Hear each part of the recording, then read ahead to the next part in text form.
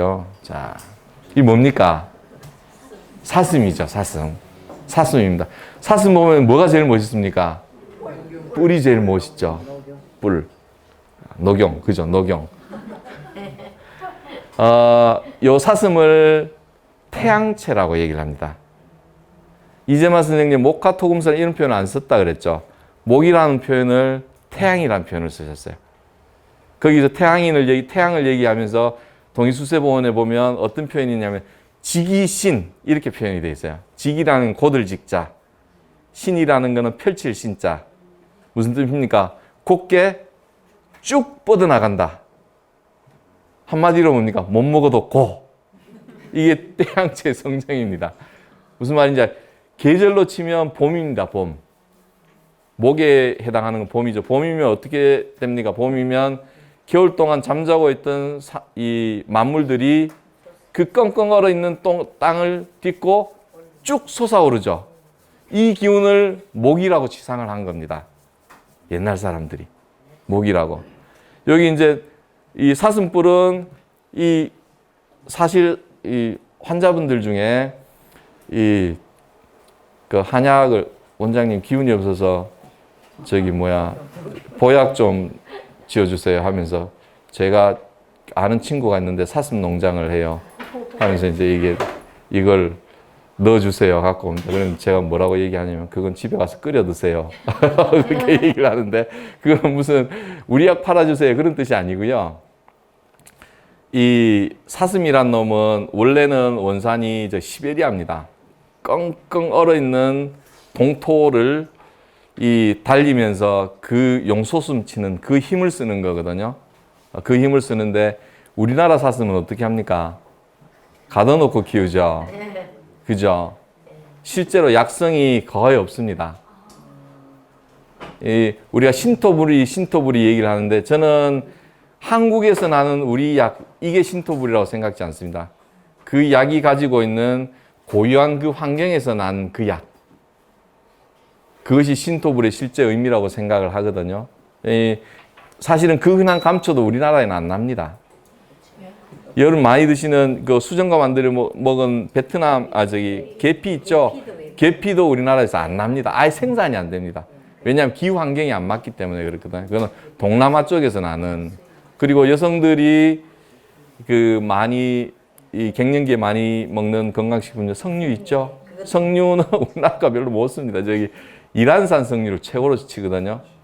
신토부리는 그 개념으로 접근하셔야 됩니다.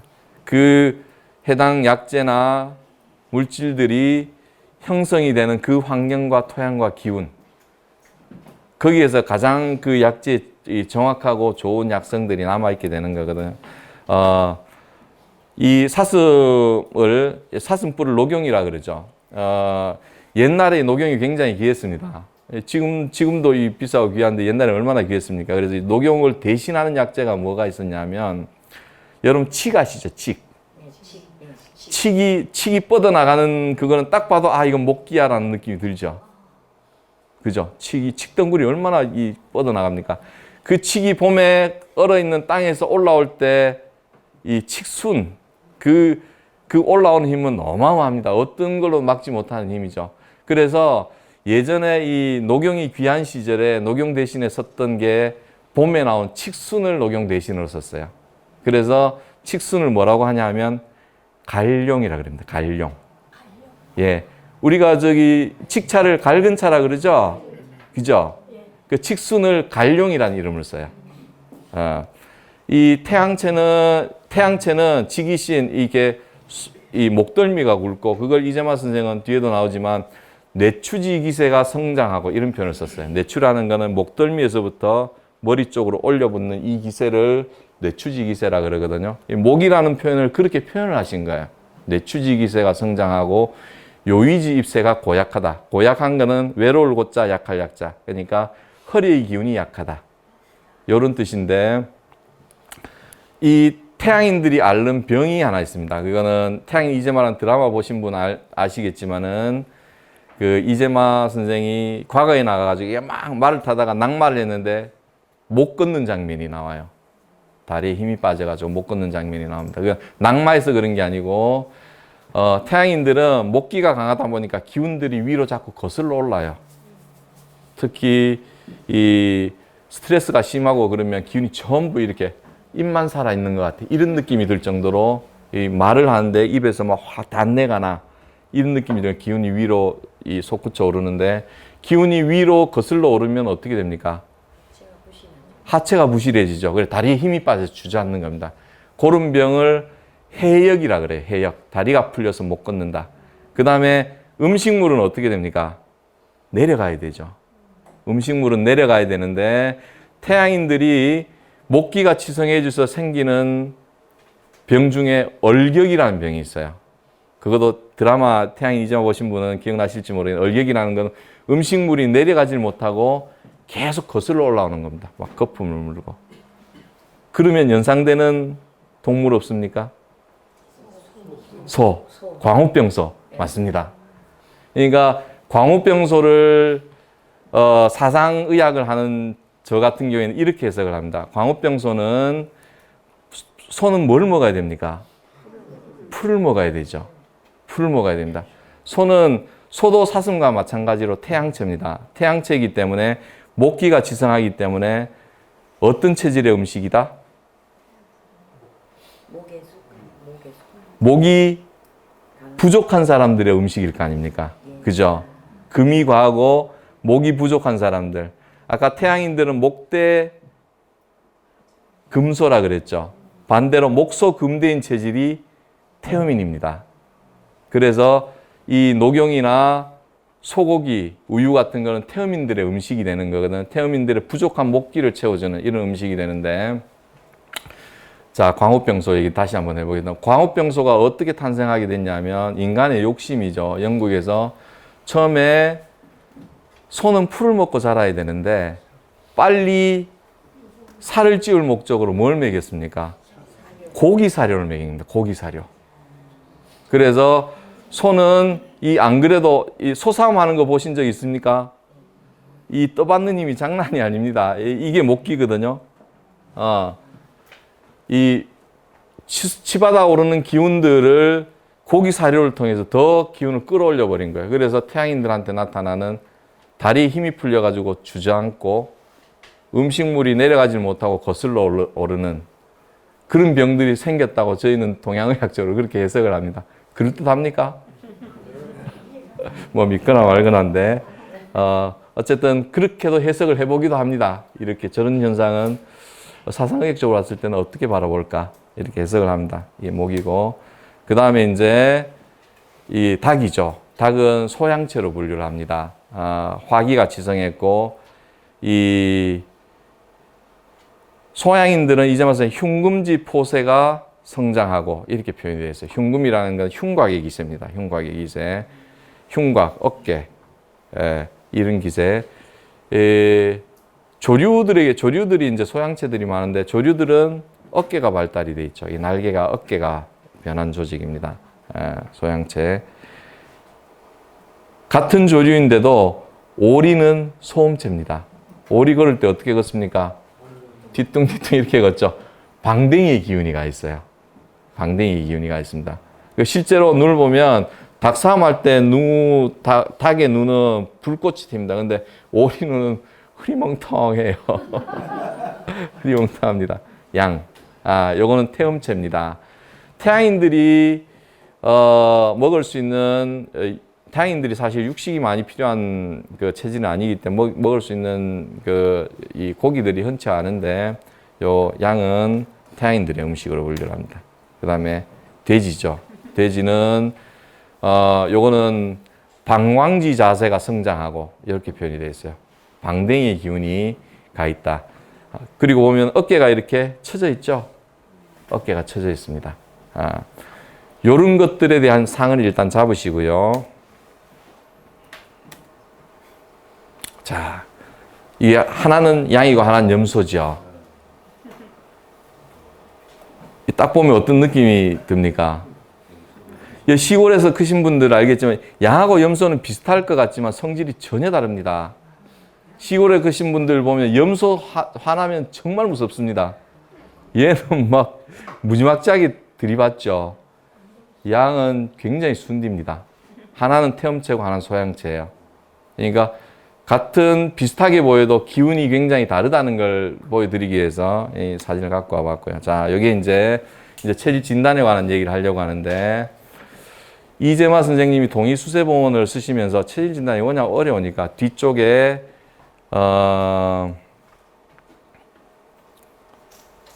그 사상인 변증론이라는 챕터를 하나 만들어 놨어요. 사상인을 어떻게 분석을 하는가, 분류를 하는가, 이런 얘기입니다. 그 얘기 중에 첫 번째 나온 얘기가 체형기상이라는 얘기예요. 여기 보면 앞에서 다 했던 얘기입니다. 자, 보십시오. 왼쪽부터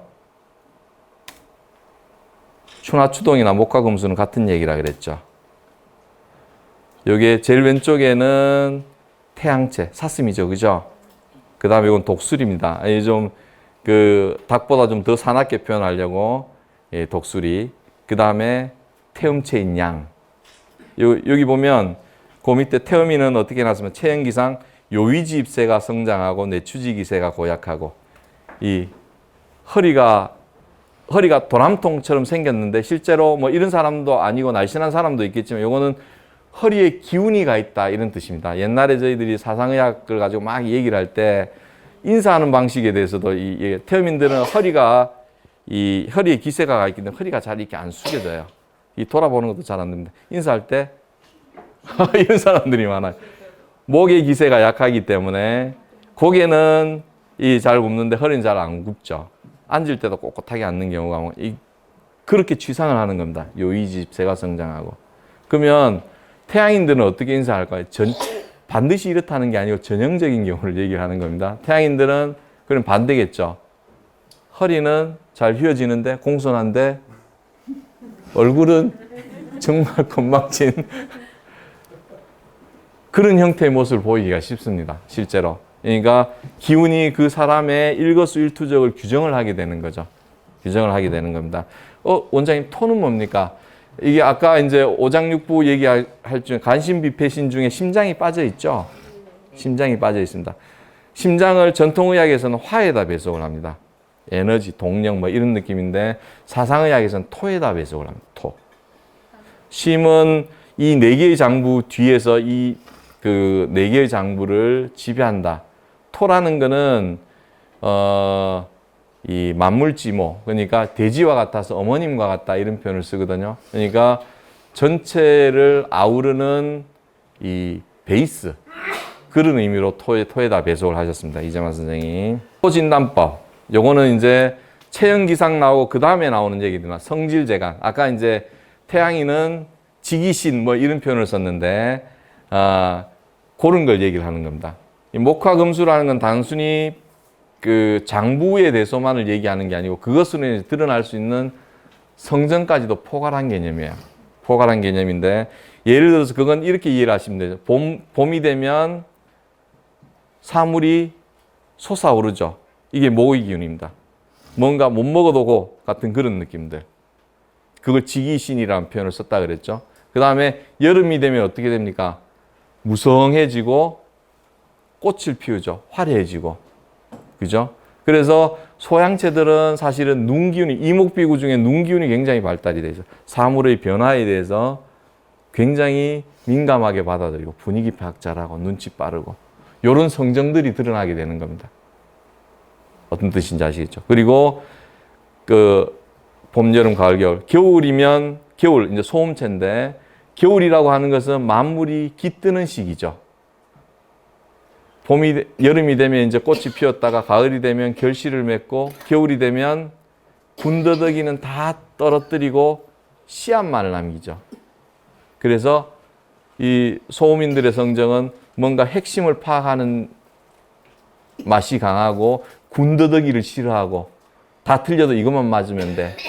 그리고 정교한 논리 체계를 가지게 되고 이런 성정들이 나타나게 되는 겁니다. 근데 이런 부분들은 사실은 우리가 후천적으로 또 직업에 의해서도 많이 달라질 수 있기 때문에 그 근원적인 성정을 파악하기는 사실은 쉽지는 않습니다. 이 많은 경험들이 필요하고요. 그 다음에 이제 소증이라는 건 뭐냐면 평소에 잘 드러나는 증상들. 예를 들어 소민들은 소화기가 약해 이런 표현 쓰죠. 실제로는 근데 그 말은 맞기도 하고 틀리기도 합니다. 실제로 임상에서 볼 때 위장병이나 소화기가 안 좋은 사람들은 소양인들이 더 많아요. 그럼 왜 그런가 하면 소민들은 속이 원래 안 좋기 때문에 조금만 안 좋으면 조심하게 되거든요. 그죠? 소양인들은 원래 소화기가 기운이 강하기 때문에 함부로 돌려요. 그래서 문제가 커지는 경우들이 많아요.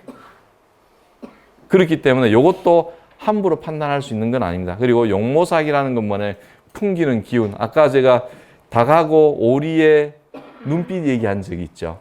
사실은 저희가 이제 환자들이 와서 체질 진단을 하게 되면 체질 사진을 찍고 그것에 대해서 이제 이 판독을 하게 되는데 그 중에 제일 중요하게 보는 게 눈빛입니다. 아, 이거는 쳐다보는 눈빛인가? 생각하는 눈빛인가? 잘 한번 생각해 보십시오. 그게 무슨 뜻인지. 그게 굉장히 중요합니다. 체질 분석을 할 때. 그리고 완실무병. 요거는 좀 기억할 필요가 있는 게 각각의 체질마다 장부대소가 다르기 때문에 건강 상태도 다르다라고 이렇게 나와 있어요. 소변왕다. 소변. 이건 소오줌 생각하시면 됩니다. 소오줌 얼마나 시원하게 많이 봅니까? 태양체의 건강 그거로 봤어요. 대변선통. 변을 시원하게 보는 것은 소양인들의 완실무병. 그 다음에 한액통창. 땀을 시원하게 내는 건 태음인들의 이 완실무병. 음식순환, 속이 편안한 것들은 소민들의 완실무병. 요러면 사실 큰 병은 없다라는 지표로 이제 일을 하셨는데 이것도 일반인들이 접근하기에는 참 쉽진 않습니다. 자, 그러면 여러분들이 진단할 수 있는 내용들. 내가 어떤 체질인가. 최소한 뭐는 아닌 것 같다. 요런 거 진단할 수 있는 기준들이 여기 나오는 겁니다. 자, 뭘 체크를 하셔야 되느냐. 제가 아까 99% 1% 얘기를 했죠. 제가 99%를 잘 진단하고 치료하는 명인데 불행하게도 선생님 오진을 해버렸어. 자, 내가 어디 가서 저 원장님이 나한테 소민이야. 그러면 여러분들은 어떻게 생각을, 일단 믿는 것도 중요하지만 한 번의 의심을 가지면 정말 소음일까? 라는 의심을 가질 필요가 있습니다. 그래야 큰 사고가 없습니다. 그런데 아무리 뛰어난 사람이라도 틀릴 가능성은 가지고 있거든. 저도 오랜 동안 이 사상의학을 하고 체질 진단을 했지만 환자를 치료할 때는 그런 여지는 남기고 치료를 합니다. 이게 우리 학문과 술법을 얘기를 하는데 학문의 세계는 100개 중에 90개가 틀려도 맞는 10개 갖고 우기고 밀고 나갈 수 있는 게 학문의 세계인데 술법의 세계는 그렇지가 않거든요. 99개가 맞아도 하나가 틀리면 그것으로 인해서 큰 문제가 생길 수 있는 게 술법의 세계입니다.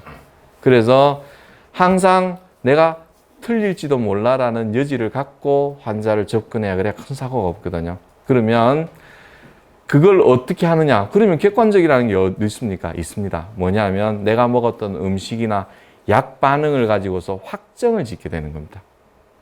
내가 어떤 질환을 치료할 때 이 사람한테 이 약을 썼어. 소민이라고 생각하고 소민약을 썼어. 그러면 그 약을 먹고 이 사람이 속도 편하고 변도 시원하고 그 다음에 내가 가지고 있던 뭐 불면증도 없어지고 그러면 이 사람은 소민이야라고 확정을 하게 되는 거거든요. 여러분들도 그렇게 하실 수 있어요. 어떤 음식을 먹었을 때 예를 들어서 이 원장님 진짜 명의라고 찾아갔는데 약을 먹었더니 갑자기 속이 부글거리고 설사를 해. 그러면 원장님한테 피드백을 주셔야 됩니다. 원장님이 이렇게 진단을 하고 약을 먹었는데 내 증상이 이래요.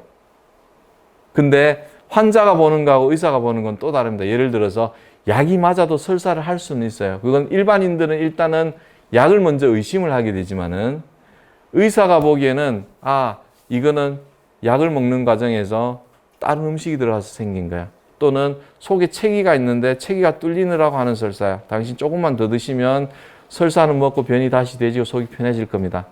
이건 전문가이기 때문에 볼 수 있는 게 있거든. 그래서 반드시 약을 먹든 음식을 먹든 피드백을 주셔야 됩니다. 아시겠죠? 그래서 음식이나 약을 먹을 때 건강식품도 마찬가지예요. 먹었을 때 제일 먼저 속이 편안해야 됩니다. 속이 편안해야 되고 대소변이 시원해야 되고 그 다음에 다른 명현 반응은 그냥 듣기 좋으라고 한 얘기입니다. 다른 부작용들이 없어야 돼요. 이게 전제가 되는 겁니다. 자, 요거는 사상 체질별 대표 음식인데, 요런 음식을 드시면서 한 일주일 정도 요 음식만 드시면서 속이 편한가 안 편한가, 대소변이 시원한가 아닌가, 이런 걸 판단해 보시면 되고요. 자, 이제 아까 간 관심 얘기를 했는데, 이게 약이 들어갔을 때 드러나는 어떤 몸의 부작용이나 맞고 안 맞고가 가장 극명하게 드러나는 게 간병과 관련된 겁니다. 사실은 간에 좋다는 음식도 인터넷에 찾아보면 굉장히 많죠. 어떤 게 있습니까? 민들레, 다슬기, 헛개나무, 그 다음에 엉겅퀴. 엉겅퀴라는 약은 대개라는 한약재인데, 그건 실제로 레가론이라는 간병 치료제로 나와 있는 약입니다. 이게 엉겅퀴 추출물이에요. 실리마린이라는 성분인데, 그 다음에 붕어죽, 군뱅이, 제조라고 하는 건데, 그 다음에 인진숙도 간에 많이 쓰는 겁니다. 그 다음에 스티렌이라는 약 혹시 처방받아 보신 분 있으세요? 소화제인데, 이게 A엽 추출물입니다. 쑥 추출물인데, 모 대학병원에서 지금 시형 간염 치료제를 임상 시험 중이거든요. 임상 시험 중이냐, 이거. 마늘 추출물 중에 간병 치료제가 있습니다, 실제로. 펜넬이라는 약인데, 이게 마늘 추출물이에요. 그 다음에 무슨 주겸. 이런 여러 가지 약재들이 많은데 굉장히 조심해야 됩니다. 조심해야 되고, 일 하나를 얘기를 하면 인진숙인데, 고전에 한의학에서 굉장히 많이 쓰는 간병 치료제가 소시오탕이라는 약이 있어요. 간병 치료제인데, 거기 있는 시오라는 약재가 간병에 많이 쓰는 약인데, 이 약을 일본에서도 한의학이 있었습니다. 그 명치유신 이후에 한의학이 이제 양방에 흡수되는 과정에서 양의사들이 간병이 소시오탕을 쓰게 되죠. 그 과정에서 이 여러 사람이 죽는 사고가 발생합니다. 뭐냐면 실제로는 시오가 간병에 많이 쓰는 약이거든요. 그게 이제 양의사들이 양의학의 논리로 접근을 한 거예요. 약이라는 것은 그 체질이나 증상에 따라서 같은 간병이라 할지라도 달리 접근이 돼야 되는데, 그 이야기를 잠시 하려고 하는데, 요 인진숙입니다. 인진숙은 예전에 이제 제가 그 청남동에 있을 때 제 환자 중에 한 분이 그 B형 만성 활동성 간염 환자였었는데, 이분이 그 인터페론하고 라미부딘이라는 약이 있어요. 그걸 쓰다가 악성 바이러스가 생겼어요. 그러면 쓸 수 있는 약이 없어지거든요. 그래가지고 치료 오셨던 분인데, 제가 요 인진숙을, 이게 이제 인진을 많이 사용을 해가지고 이 만성 활동성 간염 치료했던 적이 있거든요. 이게 간병에 아주 좋은 약입니다. 근데 이 인진숙이 간악회지에 보면, 양의사들이 만든 간악회지에 보면 중독성 간염 유발했던 물질로 올라 있어요. 그럼 양의사들이 없는 얘기를 하지는 않았겠죠. 그러니까 만성 활동성 간염, 실제로 이 한약을 쓰는 과정에서 항체도 많이 생깁니다. 이게 효과가 좋은 사람이 있는 반면에 그 얘기는 두 가지 해석밖에 안 되지 않습니까? 실제로 치료된 사람이 있다면 이게 맞는 사람이 있고 안 맞는 사람이 있다는 뜻이잖아요. 그죠? 자, 그 다음에 또 하나는 많이 쓰는 간병에, 이건 민간에서도 많이 쓰는 건 다슬기즙에 간병에 많이 쓰죠. 요것도 이제 제가 겪었던 일인데, 제 친구 중에 한 분이 성불의 출신인데, 어머님이 간경화가 있으셨어요. 이 비형 간염이 심해져 간경화로 이제 전이됐던 경우는 한 15년 정도 됐나 보는데, 이분이, 근데 환자들이 기본적으로 간병이 생기면 주변에 의사들부터 시작을 해가지고 한약 먹으면 간 나빠져라는 이 세뇌가 돼서 옵니다. 이 어른이 오셔가지고 진료를 하는데, 이제 그분은 소양인이셨어요. 진료를 하는데 그 한약은 안 먹겠다고 안 올려는 걸 이제 딸내미가 친구니까 억지로 이제 어머니를 모시고 왔는데, 한약은 절대 안 먹겠다는 거예요. 그러니까 제가 차 띄고 포 띄고 치료를 하라는 얘기인데, 그 간병이 침 한두 번으로 나을 수도 없고, 그래서 제가 고민을 하다가 그분 체질 진단을 하고 이걸 드시게 했어요. 이걸 드시게 했는데, 그 어른이 정성이 아주 대단하신 분이에요. 이게 경동시장에 가가지고 매번 가서 다슬기를 이렇게 한 달씩 사가지고 그걸 꼬우면 아주 짙은 물이 나옵니다. 그거를 거의 한 10년을 드셨어요. 나중에 이제 그 친구한테 제가 들은 얘기가, 이 간경화가 치료가 완치됐다고 이제 병원에서 얘기를 듣고 제가 인사를 한번 들은 적이 있습니다. 그렇게 좋은 약입니다. 근데 딱 소양인들한테만 효과가 있어요. 재밌는 얘기야. 붕어즙인데, 요건 또 다른 환자 얘기인데, 제 환자분 중에 이 B형 간염이 수직 감염이 되신 분이, 그러니까 태어날 때부터 B형 간염이 있으셨던 분이 있는데, 어딘가에서 이제 간병에 붕어즙이 좋다는 얘기를 듣고 붕어즙을 열심히 드셨어요. 그분은 소음이 드셨는데, 드시다가 중독성 간염으로 이 간 수치가 2000까지 올라가가지고 병원에 입원했던 적이 있어요. 그분은 어떤 얘기로도 설득이 안 되고 절대 한약은 안 드십니다. 그런 일을 겪었기 때문에 그렇게 되거든요. 예, 근데 붕어가 태양인들 간병에 굉장히 좋은 약 중에 하나입니다. 이게 붕어즙이 얼마나 같은 약이라도 얼마나 달라지는가라는 걸 아실 수 있죠. 근데 간병이 이 중독 한약을 먹으면 간이 나빠진다. 저는 한의사지만 간이 나빠진다라는 얘기는 사실은 모든 약은 간이나 신장을 통해서 대사가 되기 때문에 이 어두운 면과 밝은 면이 반드시 있게 돼 있어요. 하다못해 이 발톱 무좀에 쓰는 무좀약도 이 간독성이 아주 심하거든요. 여러분들이 많이 쓰는 두통약 타이레놀조차도 금기증에 보면 간독성에 대한 얘기가 나옵니다. 문제는 뭐냐면 그것을 얼마나 적정 용량을 사용을 하고, 그리고 또 한약 같은 경우에는 얼마나 맞는 체질에 쓰느냐가 중요한 문제지, 그것을 무조건 이걸 먹으면 나빠져, 좋아져, 이렇게 얘기할 수 있는 부분이 아니라는 거죠. 그래서 특히 간이 안 좋으신 분들은 한약을 먹든 건강식품을 먹든 아주 조심하셔야 됩니다. 근데 문제는 조금만 관찰하면 이게 나한테 도움이 되는가 안 되는가에 대해서 알 수가 있어요. 어떻게 알 수가 있냐면 간이 나빠질 때 나타나는 징후들이 있습니다. 인체는 아무런 사인이 없이 한꺼번에 확 문제 2010 이렇게 오르진 않거든요. 어떤 징후들이 나타나냐면 제일 먼저 나타나는 게 소화기 증상이에요. 속이 더부룩하다, 체다. 이거는 내과 의사들이 오지를 많이 하는 겁니다. 속이 더부룩하다, 설사가 난다, 잘 체한다. 간이 나빠져도 그런 증상이 나타날 수 있어요. 그리고 그 다음에는 어떤 증상들이 나타나냐면 피부가 막 가렵기 시작합니다. 피로감도 나타나고. 그리고 소변 색깔이 아주 샛노래지거나 뻘개지고, 그 다음에 대변이 회백색으로 바뀌고, 그 다음에 황달이 나타납니다. 이런 단계들이 나타나기 때문에 나한테 안 맞는 것이 들어가서 간의 독성을 나타낼 때는 그 원인 물질만 차단해버리면 바로 뚝뚝뚝 떨어져요. 그건 어떤 것이든 양약이든 한약이든 아니면 다른 건강식품이든 다 마찬가지입니다. 그래서 내 몸이 드러내는 반응이나 아까 얘기했죠. 뭐가 어디에 좋다더라. 이것보다 더 중요한 게 뭐냐면 내 몸이 드러내는 반응을 존중을 해줘야 됩니다. 명현 반응이란 말이 현혹되시면 안 돼요. 아시겠죠? 자, 어떻게 먹어야 되느냐. 사실은 간이 안 좋으신 분들, 활동성은 이 간병에 대한 좋은 한약들이 굉장히 많거든요. 근데 간이 안 좋으신 분들은 특히 건강식품이든 뭐든 함부로 드시면 안 됩니다. 그거는 좋기보다는 나쁘기가 더 쉬워요. 무슨 반드시 전문 한의사의 조언을 구하고 드시는 게 맞습니다. 다른 소화기나 다른 문제들은 조금 틀려도 인간의 인체는 기본적으로 그걸 회복할 수 있는 버퍼가 있기 때문에 되돌리기가 쉬운데 간 문제만은 그렇지가 않아요. 그래서 반드시 그 전문 한의사의 조언을 듣고 드시는 게 좋고요. 또 하나는 더 중요한 건 뭐냐면 아까 얘기했던 내 몸이 드러내는 반응입니다. 저 아니라 어떤 한의사와 간병을 치료를 하더라도 한의사를 완전히 믿으시면 안 돼요. 저한테도 마찬가지입니다. 아까 제가 내 몸이 드러내는 객관적인 반응에 대해서 피드백을 주셔야 된다 그랬잖아요. 왜냐하면 한의사도 인간이거든. 신이 아니기 때문에 항상 다 맞더라도 나한테는 틀릴 수 있는 여지를 갖고 있습니다.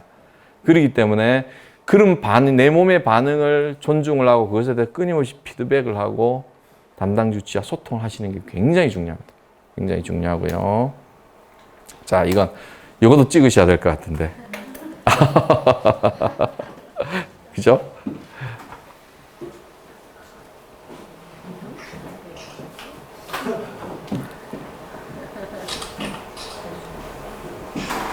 자, 5 세겠습니다. 하나, 둘, 셋, 넷, 5. 땡입니다. 자, 또 나왔네요. 자, 대표 음식. 자, 요거 오늘 얘기한 것 중에 다 잊어버리셔도 요거는 꼭 기억을 하셔야 됩니다. 누구한테나 좋은 음식은 없다. 이건 음식은 뭐다?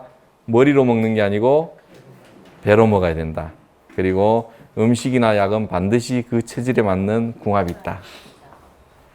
이것도 굉장히 중요합니다. 여러분 모두가 최소한 자기 몸에 대해서는 의사가 되실 수가 있어요. 내 몸이 전하는 객관적인 반응을 존중하자. 명현 반응이란 말에 현혹되시면 안 됩니다.